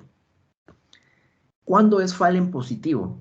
Si es que al pasar ese tiempo empieza a sentir el hormigueo, empieza a sentir esa parestesia, ese calambre ahí en los dedos, eso es un Fallen positivo. Ya con eso confirmas el diagnóstico. O si quieres, también le puedes pedir, de saber, señor o señora, ponga su mano aquí, estírela y agarras tu martillo percutor con el que en fisio probaste los reflejos, y agarras y golpeas esa zona, la zona del retináculo. Percutes, mejor dicho, o también lo puedes hacer con la mano, percutes ahí, y si a la hora de percutir el paciente siente la electricidad, siente el hormigueo, es un tinel positivo, ¿ya? Entonces, Fallen es, pones la posición así de las manos, o sea, la parte dorsal de ambas juntas y la doblas. Si empieza a sentir luego de 30 segundos el hormigueo, Fallen positivo. Tinel, percutes en el retináculo. Si siente el hormigueo, es tinel positivo. ¿Cuál es el tratamiento? Principalmente terapia física, por eso TF, más AINES para el dolor, ¿no? Recuerden que los AINES son antiinflamatorios, no esteroideos. Siguiendo. Ahora, con respecto al traumatismo de pelvis, y ahora sí creo que ya acabamos, vamos a ir rápido. ¿Qué ocurre? Ya. Esta diapositiva de aquí la tomé de la clase de una academia que se llama QuexMedic, no sé si la conocen, pero sirve para ilustrar todo de manera rápida, ¿no? Entonces, en una fractura de pelvis, principalmente, ¿qué es ¿Quién es el grupo etario que más frecuentemente se lesiona en la pelvis? Los ancianos, ¿ya? ¿Cuál es la zona de la pelvis? Recuerden que esta es tu pelvis. Ese es los ilíacos, el agujero obturador. Entonces, ¿cuál es la zona que más se lesiona de la pelvis? Comúnmente se va a lesionar el pubis, ¿ya? Que es la parte de adelante, acá, donde estoy resaltando. Esta zona es la que más se va a lesionar. Ahora, ¿qué más vamos a tener? Vamos a tener que las lesiones más frecuentemente asociadas con una fractura de pelvis, porque recuerdas que acá tienes tú, pues, tus arterias, acá viene la aorta, y acá se divide en ilíaca común, ilíaca interna, externa, acá tienes tu vena, que se van a empezar a dividir para ir al miembro inferior. Entonces, en primer lugar, de las lesiones frecuentemente asociadas a pelvis, vas a tener, en primer lugar, vas a tener a las lesiones vasculares, ¿sí? Se te puede lesionar una arteria o una vena, ¿ya? En segundo lugar, ¿qué se puede lesionar? Se pueden lesionar las vías urinarias, ¿ya? Recuerda que por acá está tu vejiga y todo el tema, ¿no? Y en tercer lugar, se podría lesionar por ahí alguna víscera, ¿no? Pues el colon,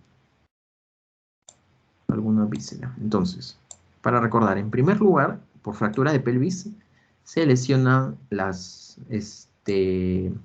están asociadas en primer lugar las lesiones vasculares. En segundo lugar, las lesiones urinarias. Ahora, lo ideal es que si una persona tiene una fractura de pelvis, recuerden, estamos hablando de pelvis primero, todo esto. Si una persona viene con fractura de pelvis, lo ideal, como les digo, no solamente es hacerle radiografía, ojo. Lo ideal es que si viene con fractura de pelvis, le haces su radiografía, sí, pero junto con ella le haces una tomografía. Es radiografía más tomografía de yapa. Juntos, sí o sí. ¿Por qué le haces? Porque tienes que ver si hay más lesiones. O sea, en la radiografía tú no vas a ver si hay una hemorragia interna de repente. Tienes que hacer una tomografía para ver si hay una hemorragia, hay lesión de vísceras, o sea, lesiones vasculares. Es por eso que es súper importante. Ahora, normalmente, ¿cuándo es que se fractura la pelvis, no? Puede ser por caídas, por algún accidente de tránsito, etcétera, ¿no? Entonces, en la fractura de pelvis, como les digo, ¿qué se hace? Lo primero que se hace es, eh, el manejo inicial es estabilizar la fractura, ¿ya? Entonces, se estabiliza ¿con qué? Con sábanas, ¿no? Para evitar que el hueso se mueva y pueda lesionar algo. Estabilización con sábanas, ¿sí? Literal, sábanas con las que cubres tu cama, así, con eso, ya. Una estabilización con sábanas. Ese es el manejo inicial. Apenas ha ocurrido la caída, el accidente, lo que sea, estabilización con sábanas. Y el tratamiento definitivo va a depender. Si es una fractura poco desplazada o estable, va a ser manejo ortopédico, como está acá. Ortopédico es para pocos desplazadas. Si es una fractura muy inestable, que se ha partido en dos la pelvis, está ya muy fea, se hace tratamiento quirúrgico. ¿De acuerdo? Ahora,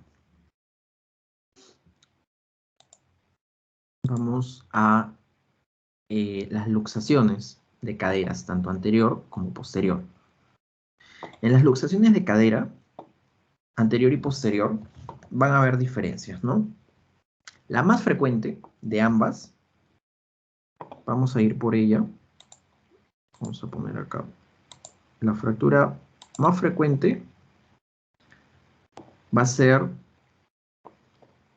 la posterior, ¿ya? En la que este es el fémur, ¿no? Este es tu hueso, tu fémur. Acá está tu fémur. La luxación posterior, o sea, que se va el hueso para atrás, la cabeza del fémur, se sale del acetábulo, que es este acá, que recuerden que acá está encajado, se sale y se va para atrás. Esa es la luxación posterior, ¿ya? Entonces, esa es la más frecuente de las luxaciones, ¿ya? ¿Qué tan frecuente? Hasta un 85% de veces de frecuente, ¿sí? Entonces, como les dije, vamos a empezar a hablar de ella. La luxación posterior es, como les dije, la más frecuente. ¿Y cuándo se produce? Se va a producir en jóvenes frecuentemente. ¿Por qué? Porque los jóvenes normalmente pues salen en su auto, pues no salen a pasear, lo que sea. Entonces, es más frecuente en jóvenes en accidentes de tránsito, sobre todo, ¿no? Cuando, por ejemplo, cuando eres copiloto. ¿Por qué? Porque tú estás en el copiloto, el piloto va a tener su timón, ¿no? Se accidenta, se golpea con el timón. Pero el copiloto, cuando hay un accidente, sus rodillas van a chocar con la guantera del carro. Entonces, al chocar con la guantera, ¿qué va a ocurrir? Que el hueso se vaya para atrás, la cabeza del fémur se vaya para atrás debido a que impacta con la guantera, ¿no? Imagínense, tú estás sentado viajando, te golpeas las rodillas, entonces por el impacto que tienes contra el tablero del carro, contra la guantera, tu fémur se va para atrás, se sale de su articulación y se va para atrás. Es por eso que se produce la luxación anterior. Perdón, la luxación posterior. ¿Sí? Entonces, ¿qué es lo característico? ¿Tú cómo te vas a dar cuenta que es luxación posterior y no anterior? Aparte del antecedente, que eso es variable, es porque es como, es la posición, yo le digo bueno, como normalmente enseñan, la posición del pudoroso, ¿no? ¿A qué me refiero con el pudoroso? Que le da vergüenza, pues. ¿Por qué? Porque el paciente va a venir así, miren, con su pierna encogida y doblada hacia adentro, ¿no? Como que se está tapando, no quiere que lo veas. O sea, esa es la posición. ¿A qué me refiero con pudoroso? Va a venir con rotación interna, o sea, el miembro luxado va a venir mirando hacia adentro, rotación interna. Va a venir semiflexionado, porque le duele, como está aquí, semiflexionado. Y va a venir en aducción. ¿Qué quiere decir aducción? Que está metido para adentro, pues, ¿no? Recuerden que abducción es como un ave, ¿no? Ave, de abducción, es para afuera, es como si abriera las piernas hacia lateralmente. Entonces, el paciente con luxación posterior va a venir pudoroso. Acuérdense de la posición, como que no quiere que lo vean, ¿no? Entonces es rotación interna, semiflexión y aducción. ¿Cuál es el tratamiento? El tratamiento es igual, ¿no? El RIR, reducción, inmovilización y rehabilitación precoz, ¿no?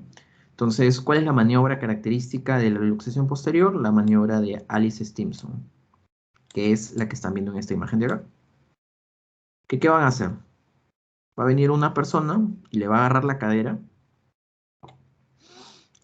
y va a venir otra persona y va a buscar que jalar, o sea, va a traccionar hacia abajo la pierna, va a ser una tracción anterior y va a ser una rotación externa, o sea, va a jalar y va a rotar, miren, por eso están las flechas, para tratar de reacomodar, pues, la cabeza del fémur. Entonces, ¿qué problemas pueden haber? Lesiones neurovasculares, ¿no?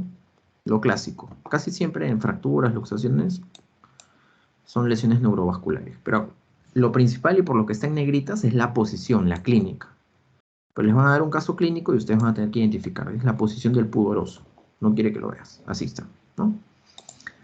Ahora, luego vamos a tener la luxación anterior. La luxación anterior es el opuesto, ¿no?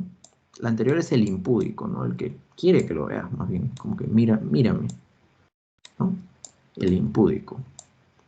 ¿Cómo es el impúdico? Vas a agarrar y vamos a cambiar de color resaltador. Es también frecuente en jóvenes, ¿ok? Pero esta ya no es en accidentes de auto, sino es probablemente en accidentes en motocicleta. ¿Ya? ¿Cómo va a venir el paciente? Va a venir lo opuesto al posterior. Como es impúdico, va a venir con la pierna flexionada, eso sí, igual. pero va a venir con la pierna separada del cuerpo, o sea, mirando hacia afuera. Separada, con rotación externa y semiflexionada, miren, tal cual. Está abriendo la pierna. Y en aducción. Eso acá se han equivocado, es en abducción, ¿sí? Va a venir entonces con la pierna flexionada, separada del cuerpo, con rotación externa, semiflexionada la pierna y en abducción. Recuerda, para que no te aprendas todas esas palabras, recuerda, es impúdico viene con las piernas abiertas, mira, mientras que el otro es pudoroso. ¿Qué más? ¿Hasta ahí tienen alguna duda? No sé.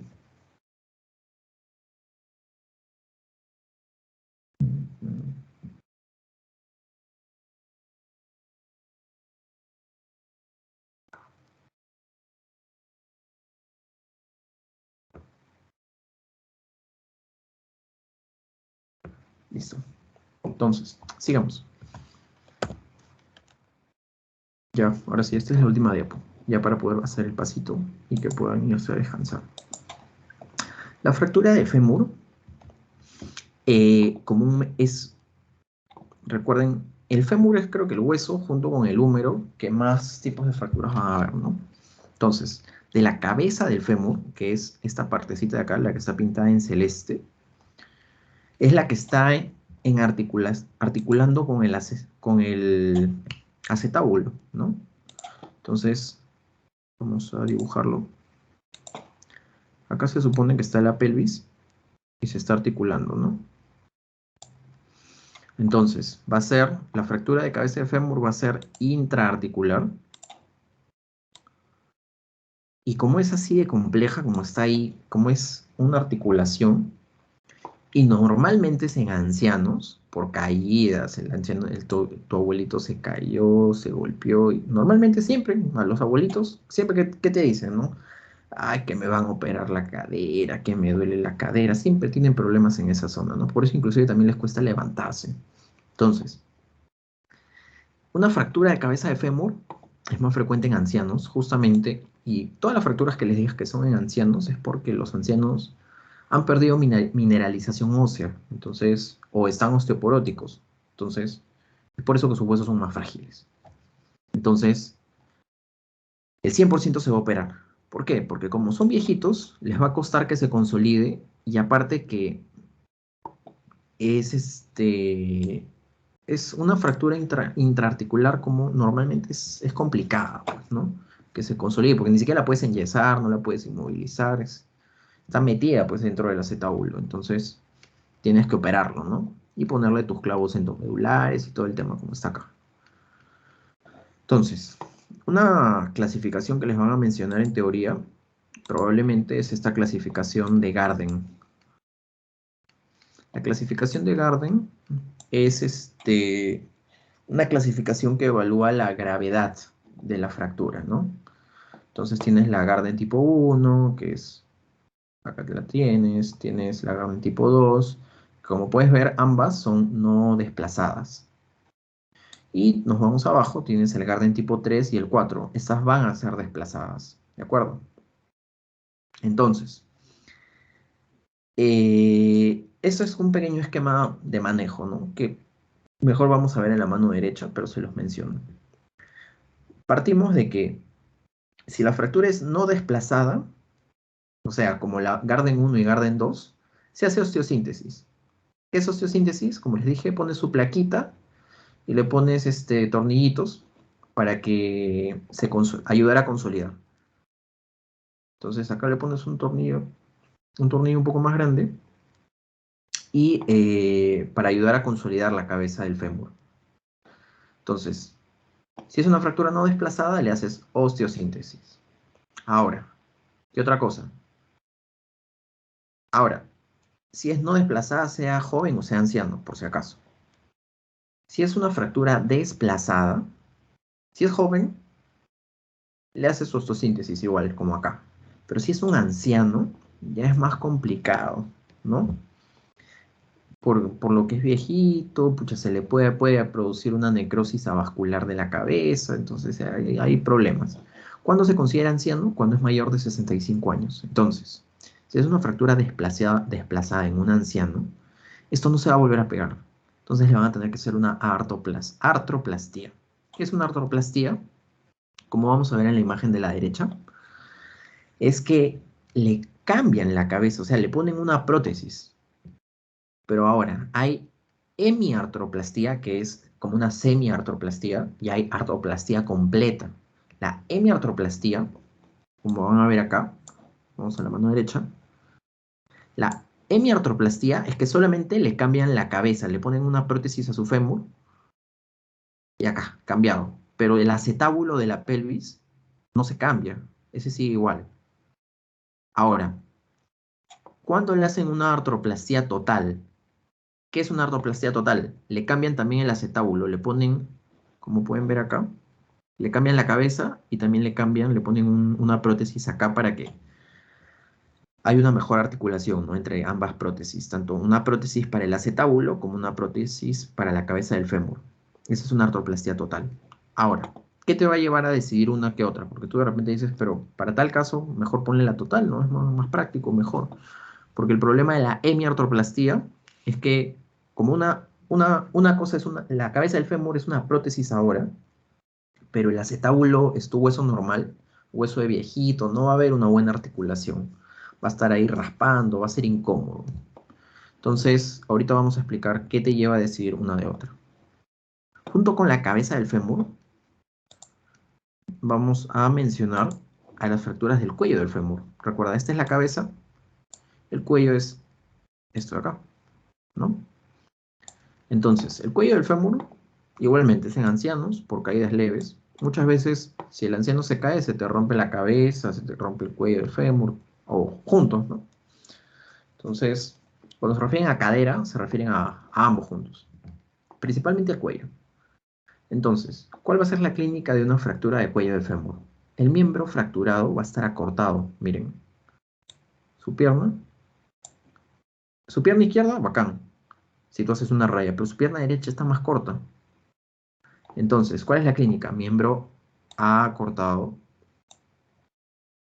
Va a haber una aproximación a la línea media. ¿Cuál es la línea media? Desde el pubis, entonces una recta. Disculpen que se ha hecho acá. Ya, entonces, el miembro que está cortado va a estar más pegado a la línea media. ¿Ya? Aproximación a la línea media. Y va a haber una rotación externa. ¿Qué quiere decir? Que el miembro afectado va a estar mirando hacia afuera. O sea, su dedo gordo va a mirar hacia afuera. Esa es rotación externa. Entonces, ¿qué tienen que recordar de esto? Las tres, ¿sí? Esta clínica. Miembro inferior acortado, aproximación a la línea media y rotación externa. Esas tres cosas son súper importantes que recuerden. No solo para el examen, sino para el ENAM, que es más importante ahorita, porque ya no falta mucho. ¿Cómo se van a recordar? Yo me acuerdo por ACAPRE. ACAPRE, que es una abreviación de todo, ¿no? Por eso les he puesto AC de ACAPRE. AC es acortamiento. AP es aproximación. RE, rotación externa. ACAPRE, acortamiento, aproximación, rotación externa. Esa es la clínica del cuello de fémur, ¿sí? ¿Cuál es una complicación? Como les dije, necrosis avascular. Toda la vida pasa, ¿sí? ¿Qué es necrosis avascular? Que el hueso se muere porque deja de estar irrigado, se rompen los vasitos. Entonces, ¿qué te lleva a elegir entre osteosíntesis, hemiartroplastía y artroplastía total? Son estas características. La osteosíntesis es si es un chico joven, si es una fractura no desplazada, o sea, Garden 1, Garden 2, y es estable. Basta con un par de clavitos para ayudar a que se consolide, ¿no? Pero si ya es un Garden 3, Garden 4, ya tienes que pensar en cambiarle, pues ponerle prótesis. La hemiartroplastía se va a dar cuando es una fractura desplazada e inestable, Garden 3, Garden 4, como les decía. Además, estamos hablando de un viejito, un paciente que tiene pues 90 años, que necesita ayuda de una enfermera, necesita ayuda pues de su familia, no puede valerse por sí mismo, o sea, tiene una baja capacidad funcional, ¿no? O sea, no se va a mover, o sea, no es una persona que sale, una persona activa. Entonces, ese es un criterio para tú decidir hacerle una hemiartroplastia, que no tiene una vida muy activa, o sea, prácticamente para sentadito y bueno, su familia lo ayuda a poder hacer sus actividades, ¿no? Y además, otro criterio es que tenga una expectativa menor a 3 años. O sea, es una persona ya tan mayor, imagínense, 90 años, que tiene diabético, hipertenso, se ha quedado cieguito por la diabetes, etcétera. Su expectativa de vida, o sea, no va a vivir mucho. Entonces, hacerle una operación muy compleja inclusive podría fallecer en la sala o sería ya pues muy complejo para él. ¿No? Entonces, si tiene una expectativa de vida menor a 3 años, lo recomendable es hacerle solo una hemiartroplastia, ¿sí? Porque, bueno, como les dije, que tú le pongas una prótesis de cabeza, pero no le pongas una prótesis de acetábulo, va a hacer que no haya tanta movilidad en esa pierna, ¿no? Entonces, ese es el criterio. ¿Y cuándo decides hacer una artroplastia total? Si es igual, Garden 3 o Garden 4, pero es un abuelito, pues, que tiene, no sé, 65, pero el señor, pues, se mueve, va a comprar su periódico, hace tai chi, o sea, no está tan mal, ¿no? O sea, puede valerse por sí mismo. Tiene una alta capacidad funcional. Y tiene una expectativa mayor a 3 años. Pues ese abuelito no se va a morir en 3 años. Probablemente, pues, viva de repente 8 o 10 años, quién sabe, ¿no? Entonces ahí sí le cambias todo, para que pueda llevar una vida normal. Bueno, y eso es todo. ¿Alguna duda, chicos? Y ahora sí acabamos y viene el pasito de 10 preguntas.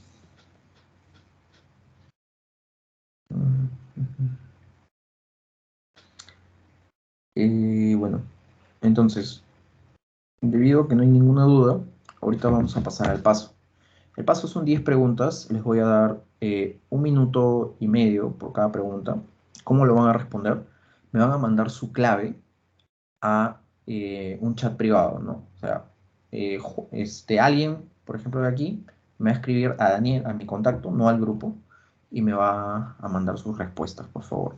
Eso va a contar como asistencia. Recuerden que más de 2 faltas no puedo mantenerlos en la asesoría, dado que solamente hay 4 asesorías, ¿no? Son 4 semanas de traumato. Entonces, vamos a pasar a la primera pregunta ya para acabar. Denme un segundo. Ya, pregunta 1. Tienen 1 minuto y medio.